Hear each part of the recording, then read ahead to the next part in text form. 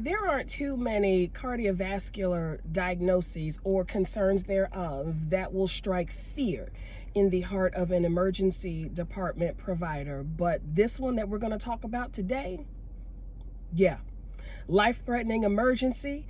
If you have a suspicion of this diagnosis, everything else that you were doing comes to a halt, and this person takes priority. What is it, you might ask? Good question. On today's episode of Make It Make Sense Cardiology, we are going to talk about aortic dissection. If I had any sort of theme music at this point, this is where you would hear the da da da, but I don't know how to do that, so I just made that up. Anyway, aortic dissection. For those of you who are not familiar with what an aortic aneurysm is, I highly recommend that you just hit pause on this post really quickly, review that information. I've done a whole post about it. You'll see a header just like this, says aortic aneurysm. Familiarize yourself with that information because the dissection piggybacks off of that. For those of you who are already well versed and well familiar with aneurysms, let's do it. The aorta. The aorta is the largest artery in the entire body. It is actually the largest blood vessel in the entire body. And it begins at the top of the heart and literally kind of curves over like a candy cane off the top of the heart and then goes down the abdomen just past the belly button. It bifurcates or splits into two parts, and that's how blood flow goes down each leg.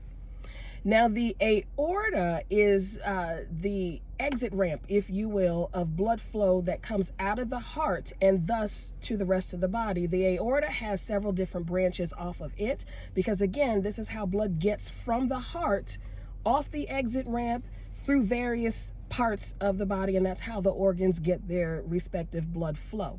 Now, there are some times in certain conditions that will cause the walls of the aorta to be weak.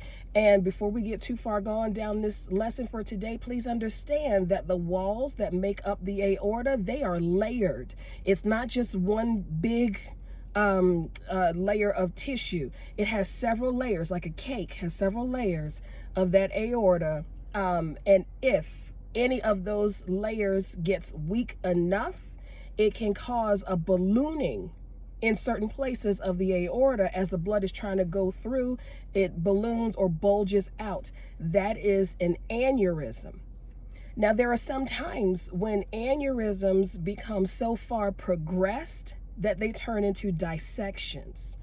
A dissection happens when the blood that is coming through that aorta, if it doesn't go into that bulging area, the blood goes into one of those layers that comprises the aorta, goes through the layers, and it kind of gets trapped in between those layers. And if blood continues to get trapped as the heart is pumping it out, ultimately, those layers are going to begin to tear apart. They're going to separate. That's not good.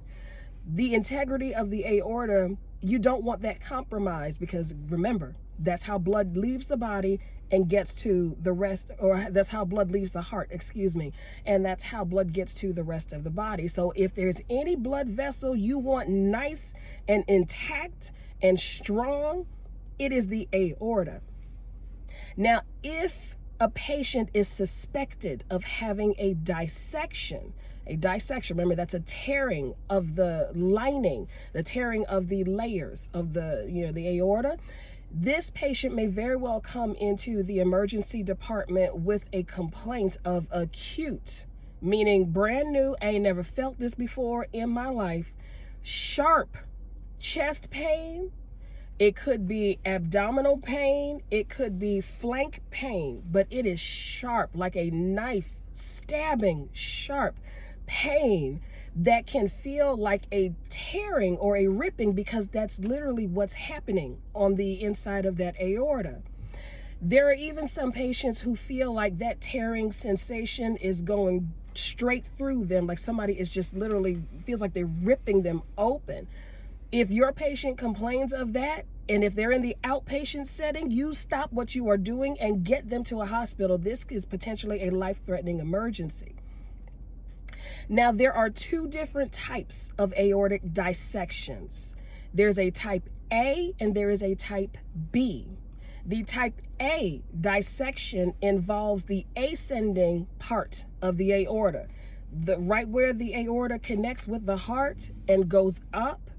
Once it gets to that arch, that is the ascending portion of the aorta, all right? The type B aortic dissection comes after that arch where the aorta now begins to come down the abdomen.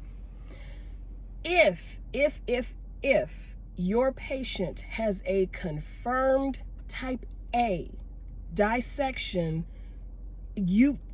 stop what you are doing, get help immediately by way of cardiothoracic surgery, because the mortality or the risk of death that is associated with type A aortic dissections, are y'all ready for this? Because these numbers are staggering no matter how many times I read them.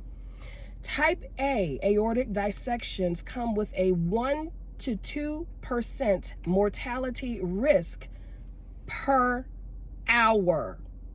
Per hour. This is not per day, per week, per month, per year. Per hour. That risk of death increases by 1 to 2%. By 48 hours, if this is untreated, by 48 hours, the risk of death increases to 50%. This is a life-threatening presentation or life-threatening diagnosis if the presentation of aortic dissection is confirmed. Type A. That doesn't mean that type B doesn't come with its own problems or mortality risk, but it is substantially lower by comparison to the type A. What causes these dissections to happen? Very similar to aortic aneurysms, is why I asked you to review that material. With aneurysms, your top culprit is atherosclerotic disease or plaque burden, stiffening of the blood vessels. With aortic dissection, your top culprit is long-standing, uncontrolled, astronomically high blood pressure. Makes sense, because if the heart is constantly squeezing super hard, that's what high blood pressure means, and that blood pressure that comes out of the heart keeps smacking away at the walls of that aorta, eventually the integrity of that aorta wall is going to become compromised. The compromise will come either by way of aneurysm, the ballooning and bulging, or by dissection, the tearing of the walls of the aorta. Either way, not a good situation to be in, because if either the aneurysm or the dissection ruptures completely, the clock is ticking on your train ticket to go meet your maker. All right, you understand the gravity of that? Perfect. For type A, again, for type A aortic dissection, you want cardiothoracic surgery involved.